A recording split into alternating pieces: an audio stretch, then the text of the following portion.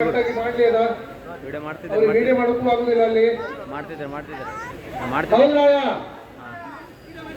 ಅಯ್ಯೋ ಹೇಳಿದ್ವಿ ಶೆಟ್ರೆ ಹೌದ್ರಾಯ ಈಗ ಮತ್ತೊಂದು ಬಾಳೆಗೊನೆ ಹಾಕಿದ್ದಾರೆ ಮತ್ತೊಂದು ಬಾಳೆಗೊನೆ ಹೌದ್ರಾಯ ಹೌದ್ರಾಯ ಮಾರಿ ಶೆಟ್ರೆ ಹೌದ್ರಾಯ ಸೈಡ್ ನಿಂತ್ಕೊಳ್ಳಿ ಕೆಲವರು ಹೇಳ್ತಾ ಇದ್ದಾರೆ